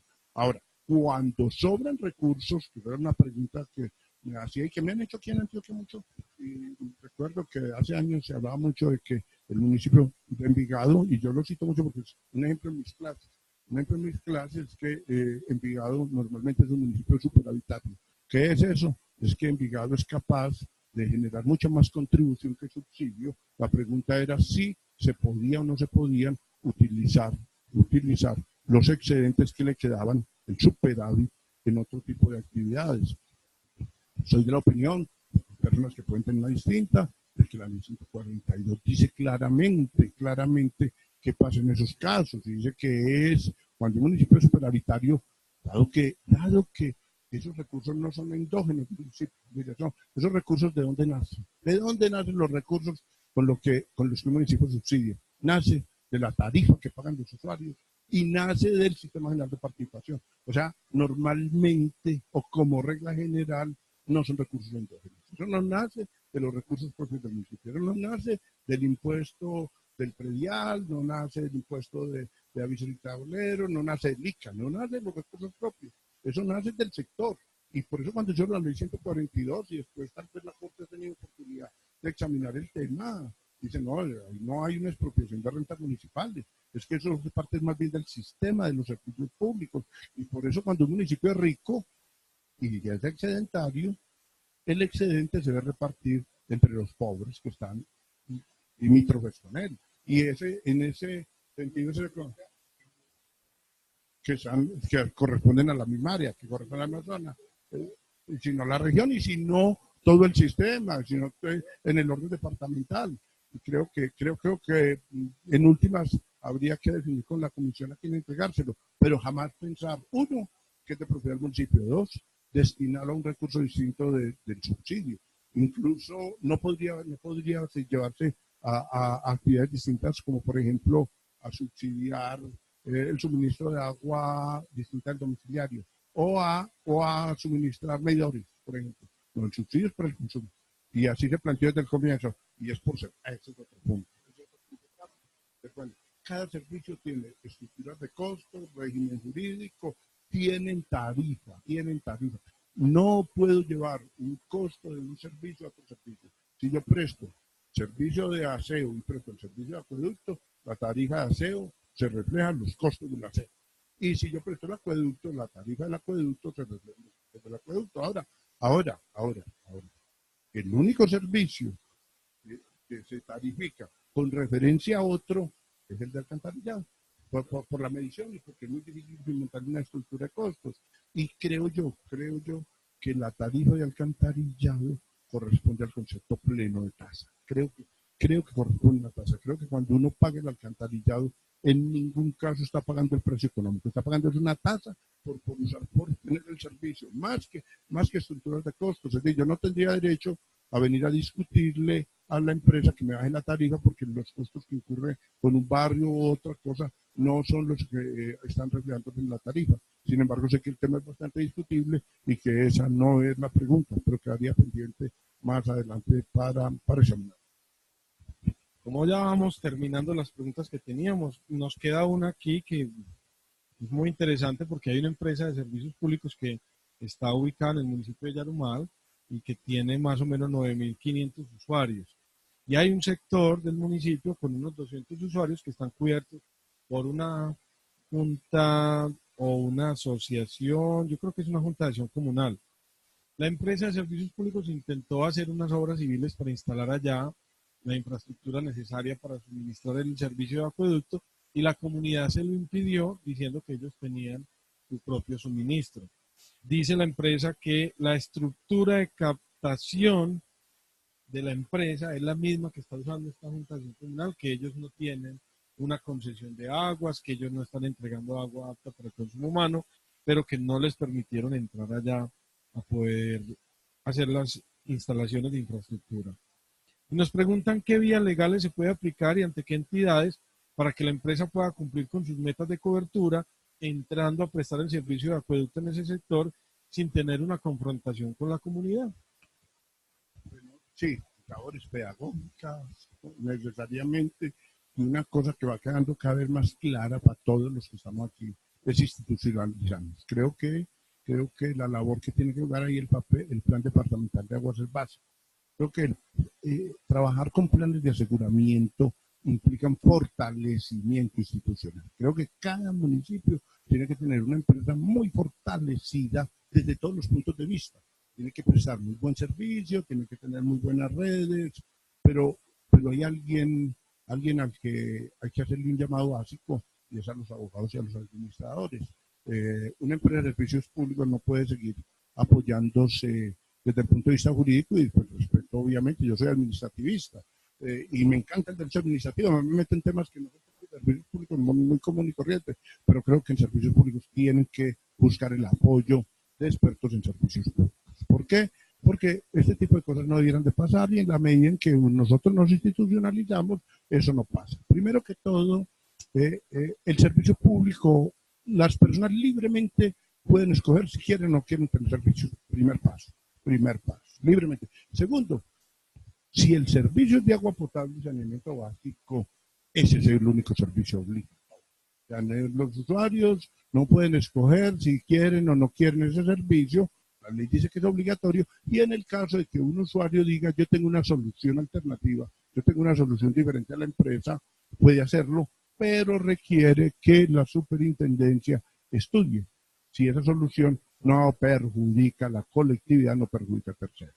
O sea, si esos usuarios, esa comunidad, tienen una mejor alternativa para más económica, más eficiente, es un proyecto de autogestión, lo que quieran, pueden hacerlo, pero requieren autorización previa de la super, artículo 16 de la ley 142. Ahora, ellos podrían tener derecho a conectarse a la red siempre y cuando yo soy propietario de mi red, yo soy empresa, tú tienes tu comunidad y necesitas parte de mi infraestructura.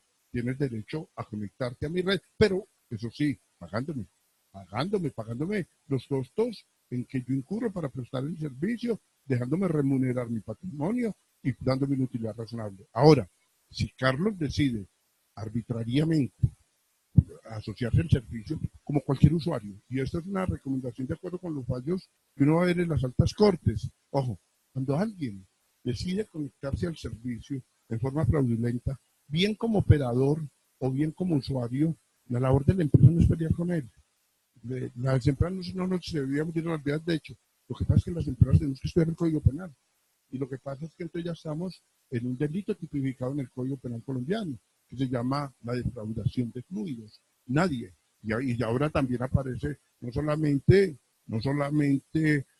como tipificado como delito, sino que el nuevo código de policía, el 1801, en cuando se dan la ley, cuando se dan condiciones de menor gravedad, pues lo tiene establecido como contravención. O sea, eso puede ser en algunos casos, que en mi opinión tipificado como delito y en otros casos tipificado como sanción dependiendo de las estructuras típicas, pero yo creo que la empresa institucionalmente no debiera dejar que terceros se conecten a la red de forma fraudulenta.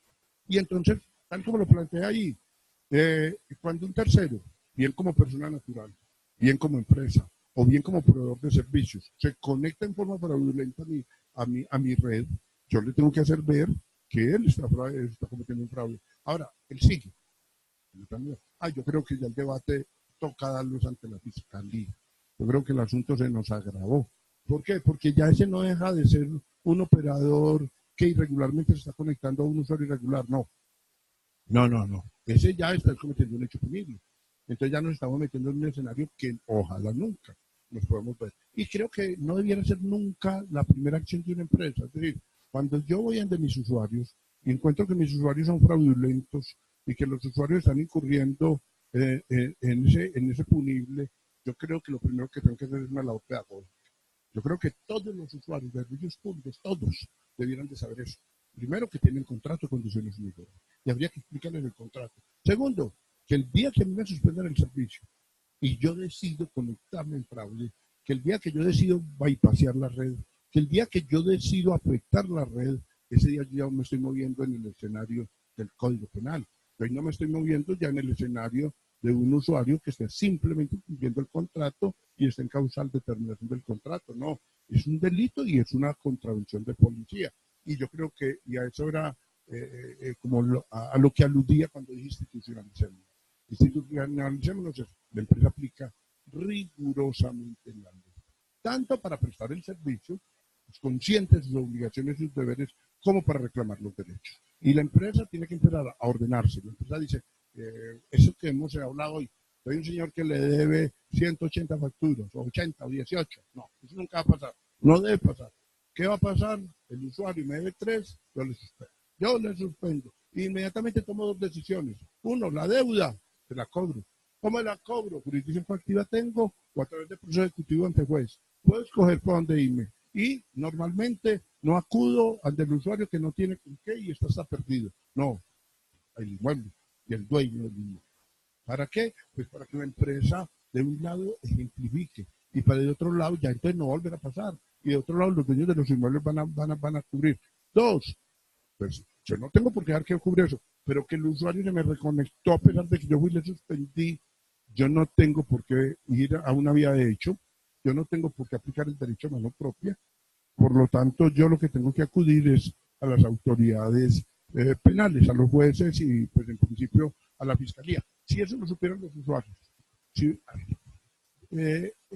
creo que es una de las características como que uno debe tener cuando está dedicado a esto, y uno debe tener una característica de neutralidad. Así como muchos de nosotros nos preocupamos por decir, los usuarios tienen derecho, y para mí es básico, los usuarios tienen obligación. Y una obligación es respetar el patrimonio público y el patrimonio colectivo. Y yo no puedo violar principios de solidaridad. Y yo no puedo abusar de la red que ha construido una empresa o que ha reconstruido una comunidad. Eso es un mensaje claro que hay que darlo. Pero también, insisto, antes de acudir a la Procuraduría, en todos los ejemplos que he dicho, con eso pues redondeo todo, porque hoy estoy muy aplicador del derecho sancionatorio. Pero antes de yo acudir a la Procuraduría, antes de yo acudir a la Fiscalía, antes de yo acudir a la Contraloría, lo que debo acudir es a hacer pedagogía. Pero si después de acudir a hacer pedagogía, o sea, hacerle ver a los demás cuáles son sus derechos y cuáles son sus obligaciones, la gente insiste en violar el régimen jurídico, yo no me debo de poner a atropellar ahí como estamos haciendo ahí a meter un problema del público. Yo tengo derechos que me los tiene que defenderse el Estado Social de Derecho. Y el Estado Social de Derecho va a decir, en unos casos, hombre, que no me han querido pagar la plata de los subsidios porque el alcalde dice que no me los pasa. A la Procuraduría. Es una falta disciplinaria. Después de tratar de convencerlo, eso sí, después de discutir con él, después de hablar con él, se va para la Procuraduría. Y si un usuario se me está conectando a la red en forma fraudulenta, después de yo insistirle que no se conecte, entonces voy a las autoridades de policía, que son las que, de acuerdo con el nuevo Código de Policía, son competentes para conocer y en casos tal vez muy extremos podría acudir a otro tipo de autoridad.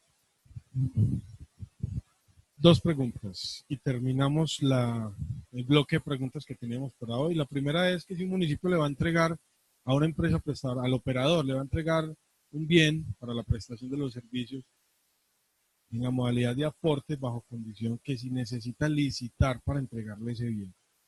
Y la segunda, de una vez, es un predio rural privado es invadido. Los invasores se conectan al contador de energía, de ese predio y luego le cobran al dueño, que ante quién se debe reclamar. Obviamente le van a cobrar al dueño porque es el que tiene el contador ahí. Ahí tenemos dos preguntas: licitar para entregar un bien o en caso de una invasión, que los invasores se conectan a la red de energía del dueño. Sí, seguramente me va a perder, entonces Carlos vuelve y enseguida vuelve y me encarrila. Yo me pierdo. Además veo que Carlos está muy interesado en que las contestemos todas, como que está muy aburrido conmigo. Entonces yo le estaba insistiendo que no, en que no podemos hacer todo el trabajo de una vez porque entonces nos acaba el trabajo y después ¿qué trabajamos? No, pues Carlos está interesado en que acabemos el trabajo y será que tiene mucho trabajo. Carlos, las dos preguntas, la segunda, arrancando por la segunda es, el dueño del inmueble puede primero que todo, plantear esa situación, él está frente a un tema de propiedad y está frente a un tema de una comisión de unos posibles de las personas que le están aplicando su dicha propiedad. Esa es una causal de pérdida de la solidaridad, pero la tiene que probar. O sea, lo primero que es que el dueño del inmueble, una vez se le registra eso, pues denuncia contra esos usurpadores de la propiedad y copia de la denuncia a la empresa de servicios públicos con el fin de que no suministre el servicio, y si no suministra, ya él pierde su obligación de su solidaridad. Capítulo futuro de estas exposiciones, o esta conversación va a ser la pérdida de la solidaridad. Porque es que el dueño del inmueble no necesariamente está fatalmente obligado a pagar, no. El dueño del inmueble tienes que poner cuidado de que efectivamente el usuario está consumiendo y consumiendo como usuario y él responde solidariamente, entre otras cosas, solo por 2 periodos de pago. Cuando se ven más de 2 periodos de pago, ya hasta ahí llegó la responsabilidad y son los 2 primeros. Una empresa de servicios públicos no puede buscar a un dueño para cobrarle 5 meses. A los 2 meses y doctrina reiterada de las altas cortes, ya ha dicho no. Después de 2 meses, así el usuario ya ha consumido 5. Es que después de 3 se suspende. Es lo que ha dicho la corte. Después de 3 se suspende. Y no se suspendió, se perdió la facultad de cobrar. No puedo cobrar. Nos tenemos que organizar. Por ello tengo que tener un buen departamento de gestión de cobro y una vez diciendo, el que da más de 3, ¿sabe qué? Llamen a la gente a decir, nos fuimos con los ejecutivos, identificar a la gente. Después de que la mayoría de la gente hace, por ejemplo, la especialización de servicios públicos, o se capacita, lo primero que empieza a identificar es, la empresa entonces tiene que empezar a montar clarísimamente una oficina de cobros y esa tiene que manejar claramente los catastros. Pero obviamente ninguno de ustedes, porque ustedes son muy organizados, pero hay empresas del país que ni siquiera saben quiénes son los usuarios. Hay empresas que ni siquiera saben. Y hay empresas de aseo, igual empresas de alcantarillado, que se basan en el de acueducto, el punto. Y uno dice, bueno, ¿y dónde es el contrato de condiciones uniformes de ese usuario? No, nunca lo tienen, no lo tienen. Gravísimo, porque entonces yo a quién debo cobrar. Yo tengo que tener plenamente identificados mi suscriptor y tengo que saber quién es el suscriptor. ¿El suscriptor quién es? El que tiene conmigo el contrato, es el que pidió el servicio. Ni siquiera vivía allá muchas veces. O el constructor. Ese es el suscriptor, yo lo tengo que tener muy identificado. El señor arranca en orden. Lo primero, el señor tiene un problema de servicios públicos grave, pero tiene un problema más grave de propiedad privada. ¿Cierto? Tiene un problema más grave, porque la preocupación no es tanto que estén consumiendo, la preocupación es que perder el inmueble. El señor debe empezar en orden, y en orden es la fiscalía. ¿Y la fiscalía para qué? Ni siquiera porque le estén consumiendo servicios, no porque le están ocupando el inmueble. Y una vez el señor viene y copia de la denuncia, la entrega a la empresa. ¿Para qué? Para que se presente un fenómeno que se llama la ruptura de la solidaridad. ¿Qué quiere decir? Que la empresa se tiene que poner pilas a cobrarle a esos usuarios. ¿Por qué? Porque ya el dueño del inmueble dejó de ser solidario. Y ahí hay uno que puede estar jugando. Y ese hay que hacerle un llamado muy especial porque es muy descuidado. Se llama el suscriptor. ¿Quién es el suscriptor? El que celebró el contrato. Muchas veces coincide con el dueño del inmueble, pero muchas veces no.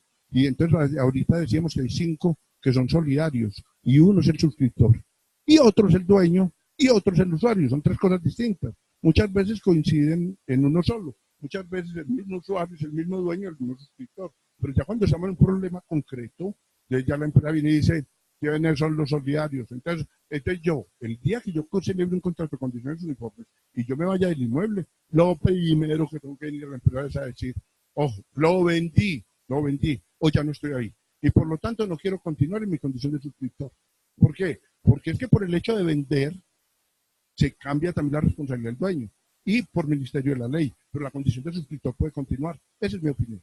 Sé que hay opiniones distintas, pero para mí una cosa es la responsabilidad del suscriptor, otra cosa distinta es la responsabilidad del dueño y otra es la del usuario. El solo hecho de que se venda el inmueble hace que el comprador se vuelva responsable de los derechos y de las obligaciones, o que recaigan, que se originan en el contrato, pero la condición de suscriptor puede quedar. Entonces, volvemos al señor. Entonces estamos diciendo, ese señor lo primero que tiene que hacer es tratar de volver eso un asunto judicial o de policía. De cualquiera de las dos. Puede ser de policía, son unos perturbadores, acaban de llegar, no hay un delito de por medio, lo que es un hecho policía, entonces inmediatamente, cuando se presenta una cuestión de policía o una cuestión judicial alrededor de la comisión de este tipo de acciones, el dueño del inmueble debe venir a la empresa y pedir que se presente una ruptura de la solidaridad, ya le toca ahí a la empresa actuar. Esa sería la solución para el caso. Y la otra pregunta que es, bueno, ese es otro capítulo bien interesante de otra novela que tenemos que trabajar en detalle. Pues es obvio que la licitación no la podemos hacer porque es que yo estoy en el municipio de Puerto Berrío y el proveedor es ese, o yo estoy en el municipio de Copacabana y el proveedor es ese, y si yo hago una licitación pues sería solo para uno. Lo que pasa es que, a ver, el aporte bajo condición es un desarrollo del 368 constitucional y el artículo 187 de la ley 142 implica varias obligaciones. Primero, la empresa que lo entrega lo debe tener dentro de su presupuesto. A ver, esa es una cadena que hay que explicar claro. Cuando uno dice que un recurso está en el presupuesto, no aparece en el presupuesto. Tiene que estar en el plan de inversiones, tiene que estar en el plan de inversiones, tiene que estar en el banco de proyectos, tiene que hacer parte de los presupuestos plurianuales, tiene que estar identificado como programa en el plan de desarrollo y tiene que desarrollar un principio del plan. Es importante eso. Y para los abogados, con mayor cuidado, los abogados a veces no tenemos muy en cuenta. A ver, el sistema de la planeación y de la presupuestación en Colombia funciona como un esquema sistémico e integral. Cuando yo digo hay disponibilidad presupuestal, cuando yo digo eso, hay disponibilidad presupuestal, lo que estoy diciendo es que hay partida del presupuesto. Cuando yo estoy diciendo que hay partida del presupuesto, es porque hay una ficha técnica, sobre todo pues estoy hablando de inversiones, hay una ficha técnica en el banco de proyectos y ya está inscrito en el plan operativo anual de inversiones. Y si yo lo tengo ahí metido es porque está ejecutando un programa del plan. Y si está ejecutando un programa del plan es porque aparece dentro de las metas del plan. Eso lo que quiere decir esto, y que quiero Carlos, es que el aporte bajo condición no maneja de la noche a la mañana. ¿No? Es un candidato a la alcaldía que quiere mejorar la prestación de los servicios, que lo tiene como propuesta y va detrás de una cosa, tarifa baja y de buena. Ojo, el aporte bajo condición no beneficia en nada a la empresa. Ese es un punto, un presupuesto. ¿A quién beneficia el aporte bajo condición? A los usuarios. Entonces, cuando yo voy a celebrar el aporte bajo condición, primero la ley me exige que yo lo tengo que tener previamente definido dentro de mi programa de actividad.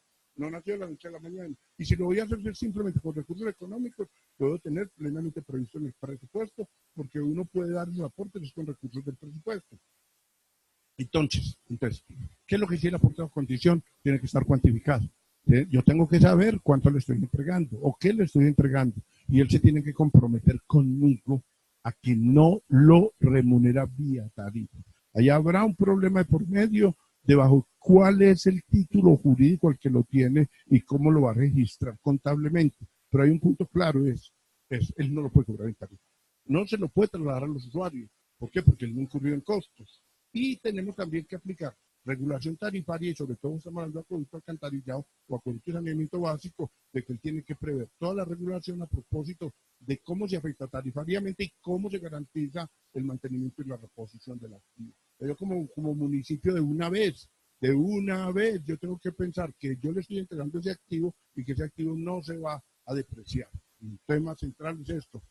Las tarifas que pagamos los usuarios de servicios públicos son tarifas a nuevo. Todos los días la red está nueva, todos los días. Una empresa de servicios públicos no puede decir, mi red está depreciada, mi red está deteriorada y por lo tanto presto un servicio de mala calidad. No, la tarifa se fija a nuevo. Eso lo dije, cada que me inviten a hablar, lo voy a repetir. La tarifa se fija a nuevo. A mí no me pueden decir, no, es que el servicio ya está un poco más malo porque si hace 8 años yo tengo esos carros. No.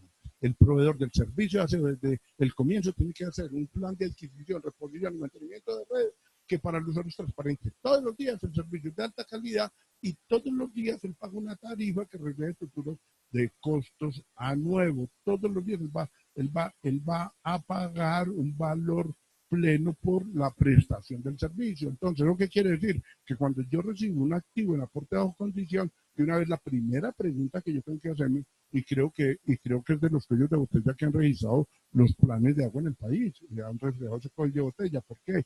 Porque el municipio o el operador municipal muchas veces no tiene un suficiente desarrollo institucional para garantizar el mantenimiento de ese activo. Y entonces se presenta un problema con él y es que yo le voy a entregar el activo, yo se lo entrego al municipio, el municipio lo va a entregar como aporte bajo condición, pero el tercero no está en capacidad de darle mantenimiento. Ya el tercero le tiene que dar mantenimiento. Ahora, ese mantenimiento, esos costos, sí van a tarifa. Eso sí van a tarifa. Entonces va a tener todo un aspecto contable y de estructura tarifaria, pues que ya la Comisión de Regulación de Agua lo ha tenido en cuenta al momento de regular hoy las tarifas del sitio. Hemos terminado esta ronda, se nos volvió, acabamos con el trabajo, entonces cerramos el programa. No, los estamos invitando para que a partir de este momento, y de hecho ahorita recibí algunas solicitudes por aquí de información, el correo nuestro es elaguaalderecho@antioquiapda.com. Envíenos ahí, a esa dirección de correo, todas sus preguntas e inquietudes, que nosotros con el mayor gusto vamos a estar aquí todos los martes a las 10 de la mañana resolviéndolas.